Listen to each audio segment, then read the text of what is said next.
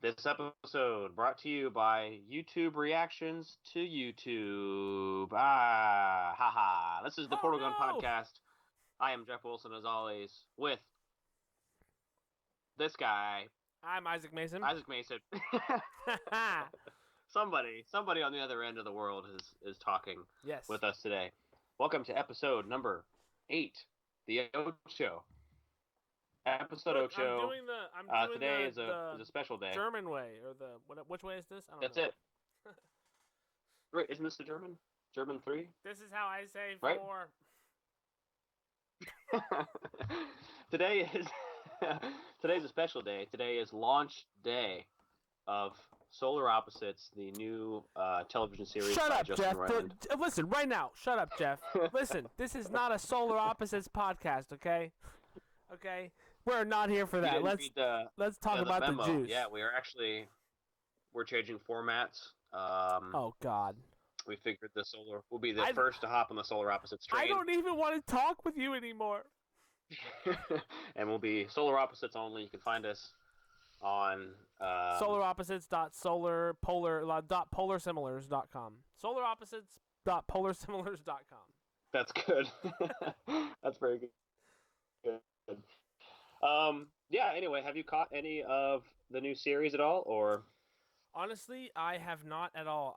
I was tempted to watch it during my some downtime at work today, but I just was like, no, I kind of want to just wait to binge it because right now I had to I chose to rewatch the episode, the first episode, Never Ricking Morty. Never Ricking Morty, yeah. Yeah, so I chose to rewatch that instead of try to dive into that because I really probably at the end of tonight before I fall asleep I'll binge at least 4 or 5 episodes of that. Solar Opposites. Did you watch it at all? I caught some of the first episode. I did want to also set aside a margin of time to watch all of them, so I did not watch that much yet. From what you told me, it was ruined though. Why? Tell me about your annoyance with the viewing format. Honestly, this is the first world problem. But it's about and me being trained my whole life to watch television on television live as it's airing has dealt with 4, 5, 6 minute increments of commercials, and I got so annoyed with the 90-second ads on Hulu. It was just 90 seconds, and it was every couple of minutes or whatever, however split it is, but I got annoyed with that, so I will not say that had anything to do with me stopping, but maybe I should just stop being a baby and upgrade my Hulu account, but No, I definitely feel you. But from the snippet you got, are you excited to watch more? Yeah, I do. It's very much, and it's funny, I saw an article online today that said Rick and Morty could survive without Dan Harmon. And so I don't know. That's the thing, is that the reviews are going to start coming out, and I do think they will be favored positive because the show is, from what I saw, is still really funny, still really well written. It's very well animated, extremely well animated. So, I mean, there's no reason not to love it, and especially in today's climate and today's world and whatever's happening with everything going on. Why wouldn't you love a show like that that's wacky and silly and lets you truly suspend disbelief for a minute and get away? It's literally at your fingertips. Like, it's literally right there. All 8 episodes, you can binge them, be done with it. Right. And it's not, like I said, this is not something that was thrown off the cuff. We talked about it a little bit earlier when we saw the announcement, the trailer. This has been planned for a couple of years. So it's out there, and the world is going to react to it very soon. And I will be reacting to it very soon. We will be doing probably a show segment or something about it, right? Yeah, definitely. Talk about it. Be a good subplot narrative of branching off into what we're talking about. But I don't know. We would do the world a disservice if we didn't talk about it. So that's how I see it. If you I don't know. Since neither of us have watched the series, would you rather us talk about it episode per episode, or both binge it?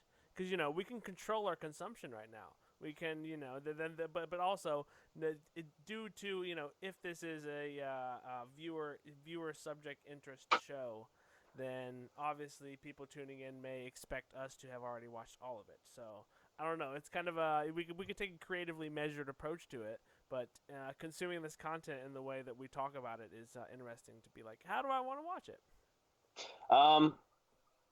I'm not gonna lie. If it's all available, I will want to watch it as much as I can right there. Yeah, and then, I do binge like, and then talk about it. yeah, I do like the idea Welcome of to it. Solar Opposites, 2020, talking yeah, polar similars.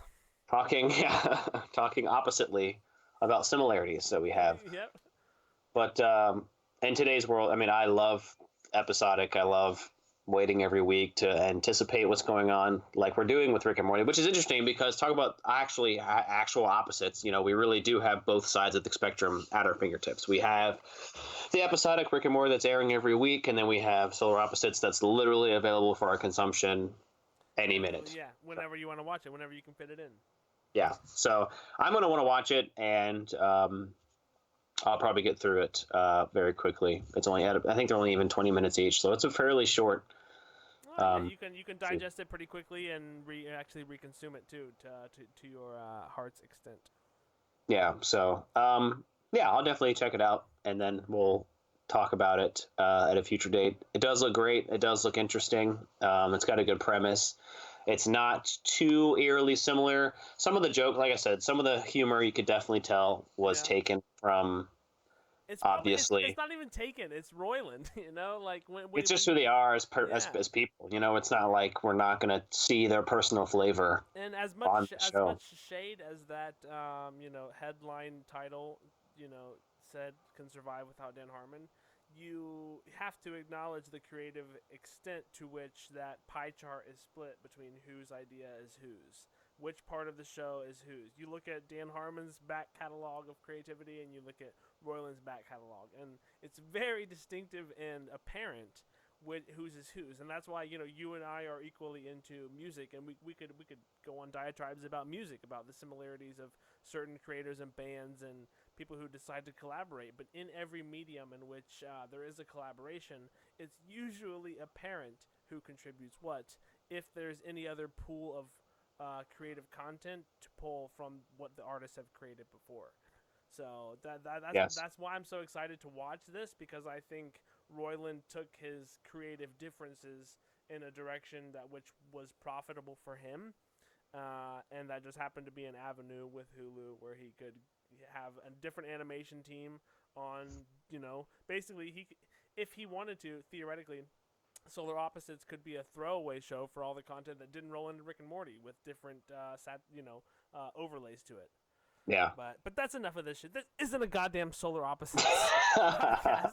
That's okay. You are correct. You are absolutely correct. We're here to talk about Never Ricking Morty. Yes. Yeah. So let's just dive right in. In terms of news and updates in the world of Rick and Morty, there hasn't really been anything. There have been some new merchandise coming out because of the new episode airing last Sunday. So that's pretty much the only thing that's updated. So season 4, episode 6, Never Ricking Morty, is a play on the movie Never Ending Story, which I didn't put together until very recently.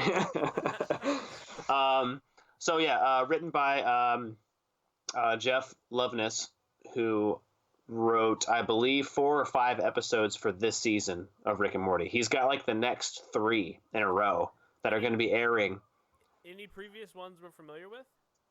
He did he did episode 5, which is the last episode we saw before the break of season 4. That makes me happy. So there's continuity between the director, the episodic direction. Yeah, so he had tweeted about it a while ago and said, hey, I wrote 5 episodes for Rick and Morty, and he showed like a picture of the scripts. It's really cool. If we can find it and throw that up there, it's really cool. And he tweeted like back in like September, said, hey, today's my last day at Rick and Morty. Had a great time. The creators are awesome. I wrote 5 episodes, and the next, I think 3 or 4 in a row are going to be written by him. Another cool thing that was with Jeff Loveness is that he recently got confirmed to be a writer for the next Ant-Man movie, Ant-Man 3. Okay. So once again, this is the second Rick and Morty writer to be tied to pen a Marvel movie. We had talked about it on one of our early episodes about Michael Waldron, who had been confirmed to write Doctor Strange 2. Yeah. And now Jeff Loveness, who wrote 5 episodes of this season of Rick and Morty, is confirmed to write Ant-Man 3. I mean, so, dude, like that. Collect, you know what I mean? Yeah, it amazes me that the way that I don't know. I haven't been a big fan of the Marvel Universe up until as of recent because of Doctor Strange and Thor. I like Norse mythology. I like Doctor Strange, the weirdness of it. But I'm very close to caving in on watching all of them out of order, but in the order of which they all take place, you know? So I'm glad I haven't watched all of those. It's like if Rick and Morty, you know, run its 7 or 8 season course, and then after it's done, you put them all in order and watch it. That's what I'm doing with the Marvel Universe, because it wasn't appealing to me up to a certain point, and now that things like this have happened, you know, certain people get creatively pinned in to the process who you're guilty by association of interest, and you have suddenly your skepticism turns to promotion, and you're like, okay, I do want to see this. So that is why I'm excited that these people are writing, and it amazes me that their artistic ability can be able to be written into 2 drastic different forms of media, you know, a completely satirical, humorous, extra animated show, as well as a big screen truly blockbuster, you know. Yeah, exactly. Summer blockbuster, no matter what season it is, blockbuster. Yeah. And Ant-Man had probably, I said maybe like Guardians of the Galaxy, but Ant-Man had a lot of humor into it already. Like it had a really good layer of humor that was involved. So, who was the main star? Yeah, there's Paul Rudd. Paul Rudd, yeah. So dude, when I was, no shame right now, when I was in rehab, a dude told me that I looked like Paul Rudd. He's like, you look exactly. I was like, no, dude, I don't. But I'll never forget that because it was just one dude, and I forget what his name is now. Even Paul Rudd. Yeah, man, that's a compliment. Paul Rudd doesn't age, so and he's Ant-Man, right? I just took it as a compliment. So, but continue. Sorry. No, yeah, so I think it'll be good, and Doctor Strange's a little bit of humor, but not, they all have a little, just like, subtle shade of humor to them, because I think that's kind of what makes them campy and fun. Right. But Ant-Man and, like, maybe Guardians of the Galaxy had the most humor, so that'll be cool. But, like, as of right now, as of this recording, in 2022, we will get not only 2 Marvel movies, but 2 Marvel movies potentially penned by former Rick and Morty writers. So in the same year, so that'll be a good year. But I'm excited about it now. Yeah, Michael Waldron, who's doing Doctor Strange 2, did a lot of season 1 writing. So like he's an early guy, and he, like I said, it'll be a fun time. Yeah, I'm hoping that it's fly on the wall situation. You wonder if those 2 dudes have talked about their own, like canonical universes, or where they're drawing creativity from to write the future. One dude's already written episodes before, and one dude's got the chance to write new ones. How much have they collaborated in order to create a collaborative universe that's yet to be viewed by us, but also is in accordance with Dan and Justin's creative scheme that they're pulling. I don't know. I love thinking about it and talking about it, but let's get to the meat of this episode, dude. What was this episode about? Yeah, so that's the big question, I think. It's got a lot of answers. Literally, like, I'm trying to think about another episode I'm going to compare it to. We talked about anthology episodes before, and how, what does it mean to have an anthology episode? An anthology episode is an episode kind of like a clip show. Right. Where it shows a bunch of other like story arcs and like scenes that don't necessarily fit the plot of that episode. So like previous ones would be obviously the Interdimensional Cable. Yeah, Interdimensional Cable. Both of those, obviously, and then the Morty's Mind Blowers episode. Which was the non-traditional continuation of. Interdimensional Cable, and that's what interests me. Is I wonder if that's Dan or Justin choosing to bring across these subjective episodes, but not naming them in sequential order, or just basically telling the viewer like, hey, these are a bunch of random ideas put together in a slew of some kind of loose narrative, but it's up to you to decide, and it's up for me to name it. That's really how I feel about it. Yeah, exactly. And I think the fun fact about this episode is that it is the first anthology episode to not air as the 8th episode of its season. So both Interdimensional Cables and the Morty's Mind Blower episodes were episode 8 of their respective seasons. Didn't realize that. Yeah. So this episode, which is another anthology or clip style show, is episode 6 of its season. But I would arguably say that this one goes deeper narratively. Oh, totally. Yeah, 100%. Yeah, instead of a clip show. Yeah. Absolutely. But I think it referenced it at least twice. I think Rick referenced Interdimensional Cable at least twice in the episode. Yeah, because I think they know this is the anthology episode, and I don't know if it was planned for them to have them released as the 8th episode in their season, but they were coincidentally all the 8th episode of their respective seasons, except for this one. This one's episode 6. So it's really interesting that they went and did something like that. And I think in terms of like what the episode means for the story, I think this is the most Rick and Morty episode of Rick and Morty. Yeah, especially the way they kind of discuss it, not in almost if it was a real, if it was a live action show, the way you can break the fourth wall. It's the way that they kind of referenced their own meta endeavor of the way that the show is plotted out. And there were a couple of curveballs with like the the lesbian mention making him tell a story. So there were very unexpected curveballs thrown in it, in the way that you expect it, jab after jab in an interdimensional.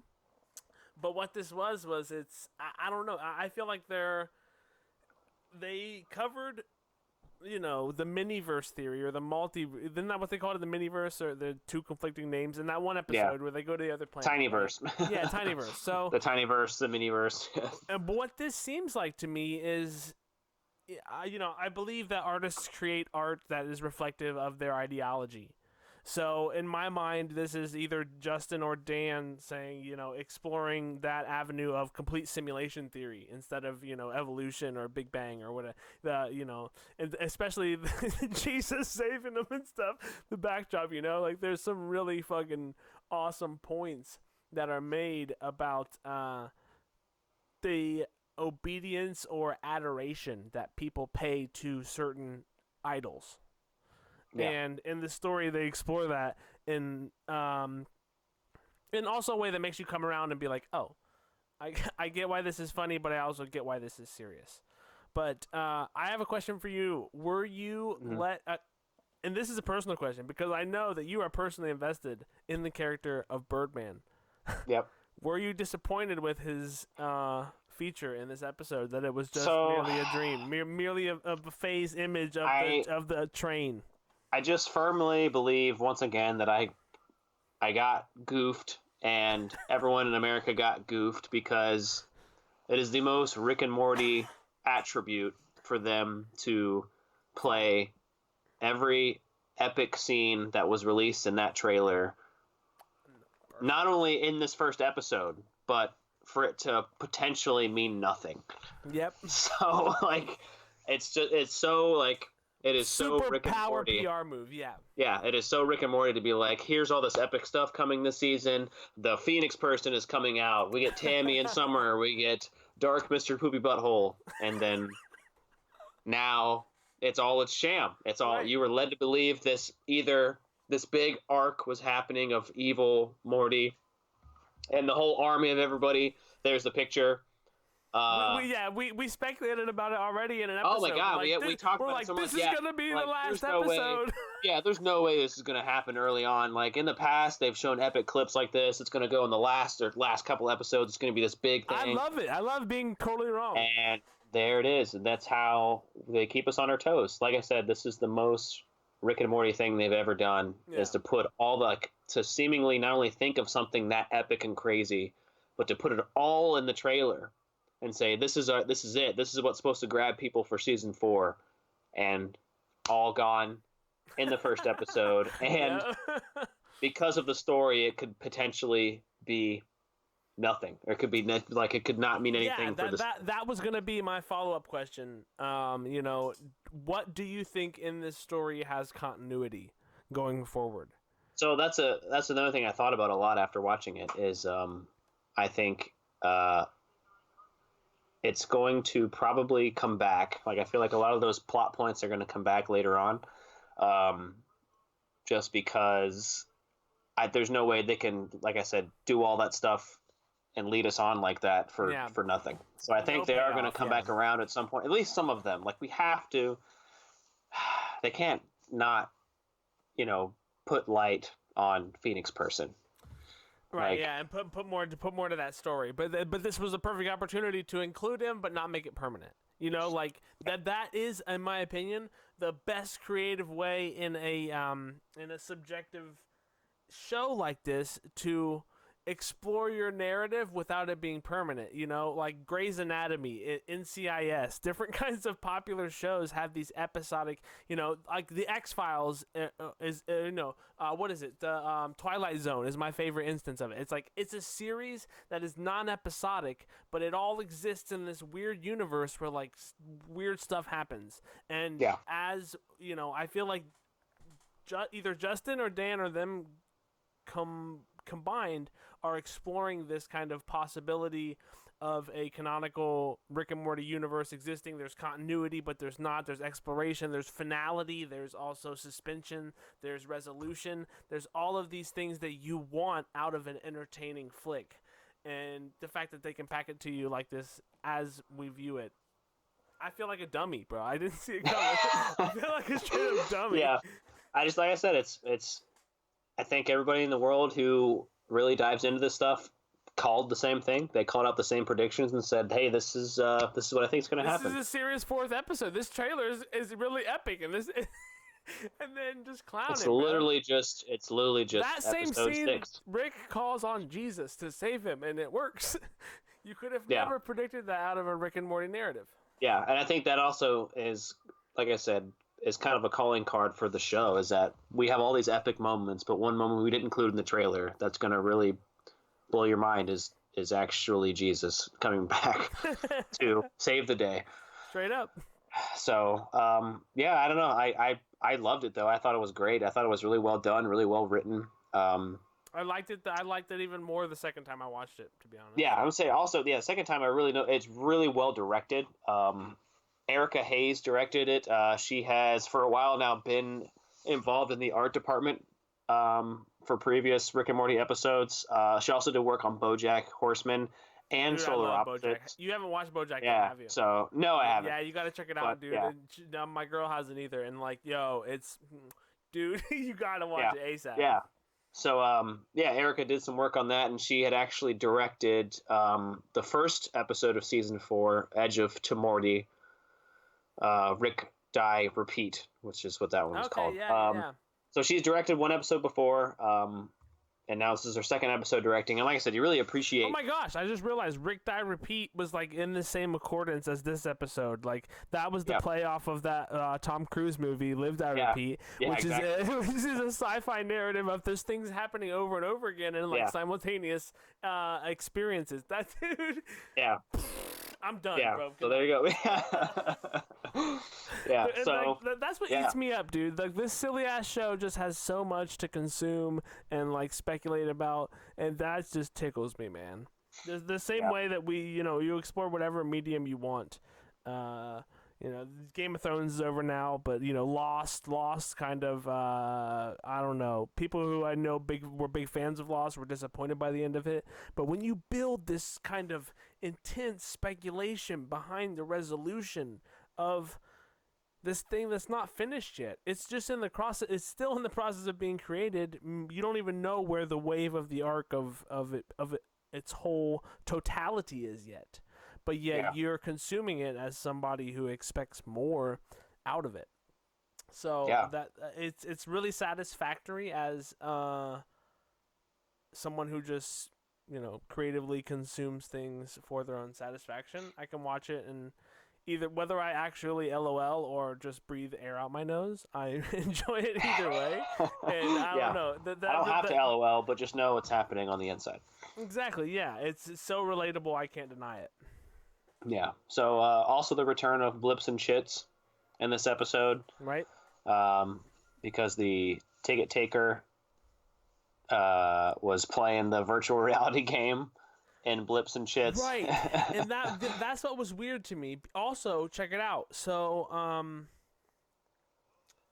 dude who got, he ended up welding shut the hole that dude got sealed through. But that whole scene when they were being beat up by the Time Lord, they were being thrown out of the windshield. So, like, there's some suspension of disbelief necessary there in order to think that they could be retracted into the vessel as easily as they were outwardly, because they made it so apparent that Rick had to seal the hole for him to survive after he got decapitated. So that's what was Morty weird goes to me. through the windshield. Yeah. Yeah, so. but also it made me realize that each time they exited the vessel was a different scenario. Yeah, so they were in a different... Yeah, that was a very exploratory kind of thing, but they kept calling back to the one experience that the ticket guy would have had. But during that whole sequence where Morty was getting shoved, or Rick was getting shoved up, and Morty was getting shoved out of that experience, while they were getting beat up by the Time Lord, showed completely different ones. So I thought that was interesting. But while I was watching it the first time, I thought that first Rick scene where he had a mustache and was shooting pool, I thought they were going to finish on that. But then Morty came in looking haggard, and I was like, I've never seen Morty portrayed more as like a Last of Us kind of just dragging Tomb Raider character, just like totally beady-eyed. Yeah. And they called it all back, and I found myself being like, they're still on the train. But are they on the train? Because they're still in the living room. But Rick was like, come on, you can kiss me on the lips. They do in some cultures. Yeah, he's like, that's not weird. Whatever you're comfortable with. Yeah. Yeah. That was another thing, too, is that, at the end of the episode, they tried to stop the train, and it's obviously, like, fake and phony, like, that's, yeah, so... It was weird though. He's like, what? He said, "What the? No, the fucking best." He's like, he says something like, he says, "You're gonna buy more stuff." He uses "daddy" in a really weird way in that one part, and he's just talking about, like you said, obeying capitalism and stuff. I'll include it in the clip right here so I won't embarrass myself. You went into a store, an actual honest-to-God store, and you bought something. You didn't ask questions or raise ethical complaints. You just looked straight into the bleeding jaws of capitalism and said, "Yes, Daddy, please." But you know what I'm talking about. Yeah.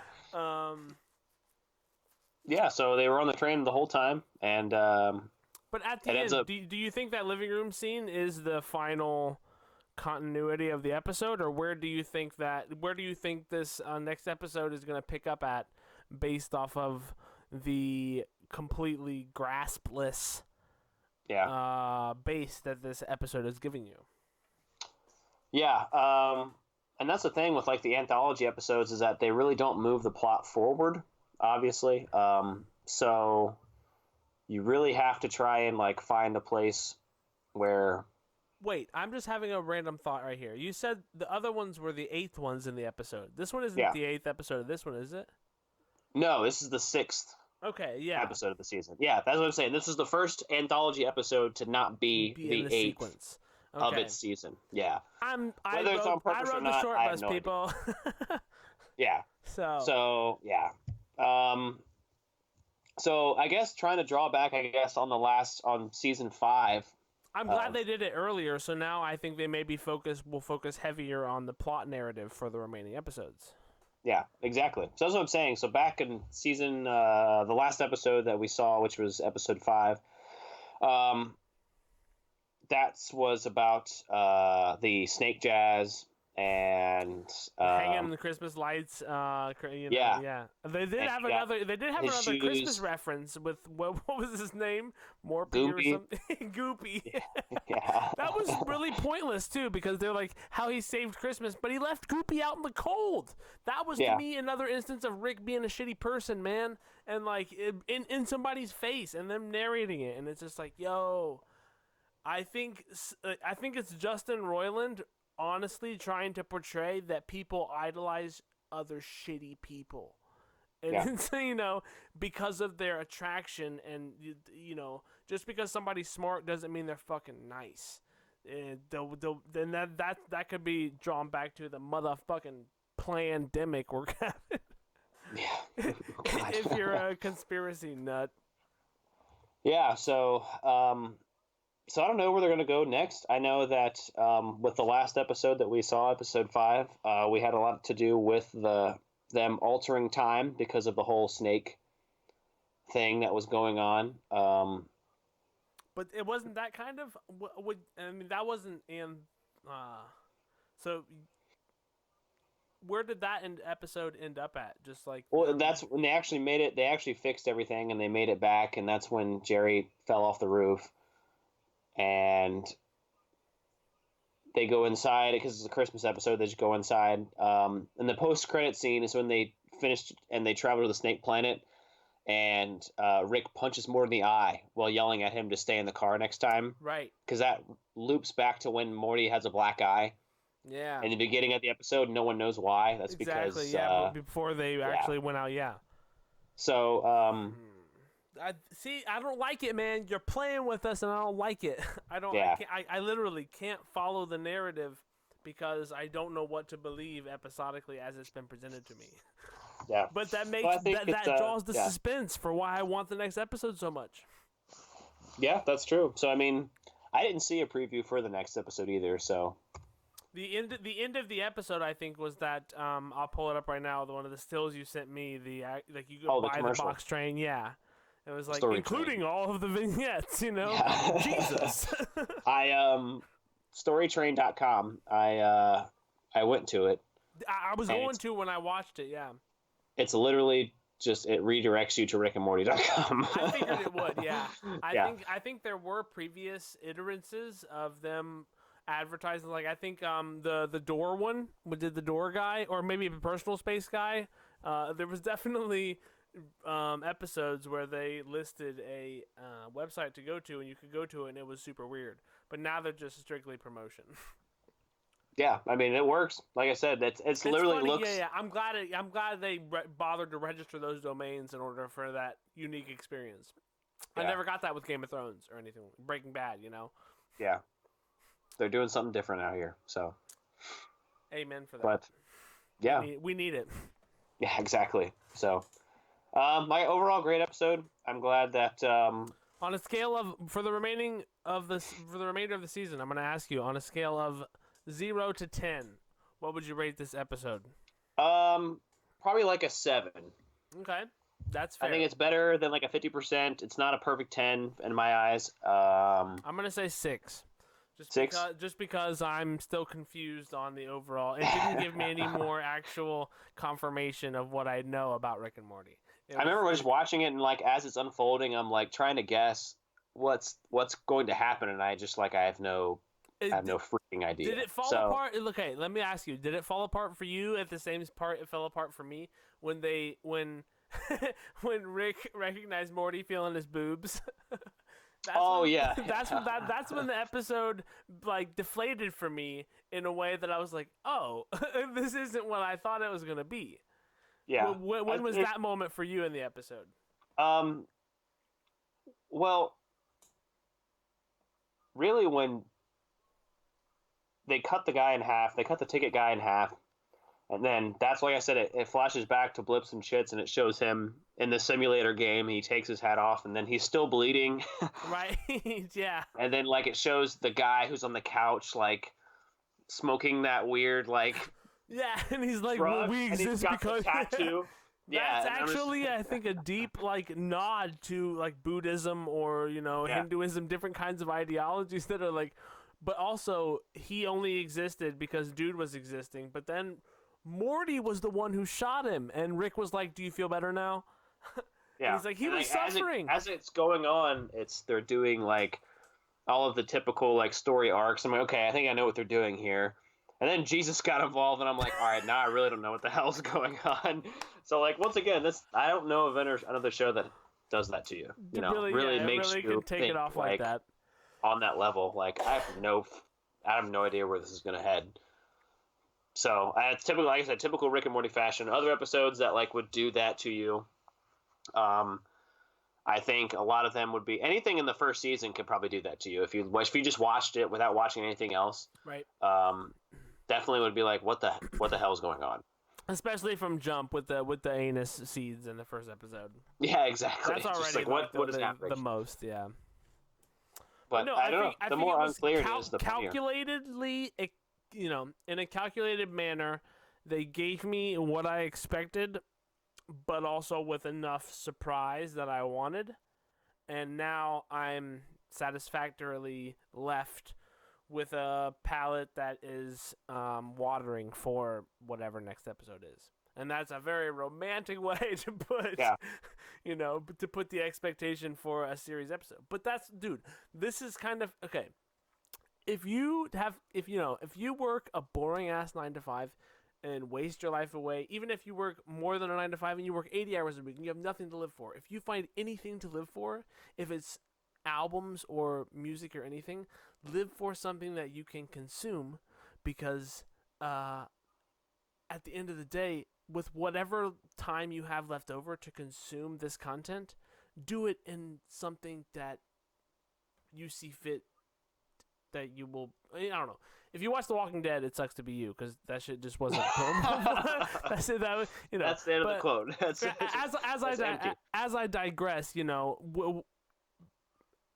life is uncertain right now in these dramatic times, so leaning on these creative pillars really can come through as a satisfactory fulfillment for the biding of your time. You get invested in these narratives the same way you do with a book, with music, and these things. So explore these things with that suspended disbelief, and know that it should pay off in the end. And even if it doesn't, guess what? It's a fucking fictional story. It really doesn't matter if it really isn't real, but get yourself excited as if it were. If it's not satisfactory, maybe wait until next week. And then I'll come back exactly, around, yeah. so. If you didn't like this one, it will pay off. Yeah, but I'm really stoked. I'm glad it's back. Sucks it's only gonna be 5 episodes, and then you really don't know. What I hear, Chris Parnell, who does the voice of Jerry, did an interview recently and said that with everything going on, it does not slow down production for them. Because honestly, you can dude, creating a show is something you don't need a studio for.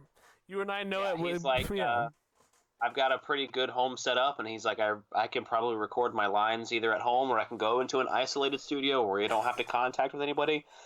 So he said that season 5 is still underway. The march of creativity goes on, my friend. It finds ways. And that's what I love. That's how I love that everything's being restructured in a way. SNL is putting out episodes that are filmed from home. Who would have ever thought? And think about when Star Trek The Next Generation came out, they had to build every episode's scenes.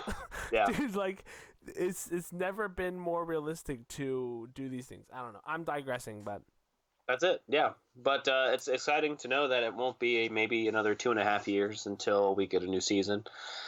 And if not, if it is, I guess we have Solar Opposites to lean on. Maybe that'll get something else done, and maybe there's more creative things down the pike. Maybe a movie, cough cough. But we will truly never know. You thinking it? Yes, yeah. So, yes. So I think it's time to wrap it up. I think we did a good analysis. We're right at 40 minutes. Yeah, of this episode. We're not wasting people's time. If you haven't seen the episode, spoiler alert before all of that. Yeah, no, I'll put something in at the beginning. Definitely edit it in.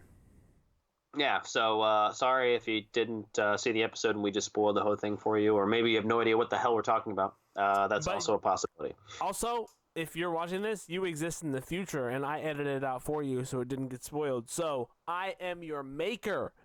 There it is. The YouTube maker. I marionetted your future, sir. Think about it. Plandemic.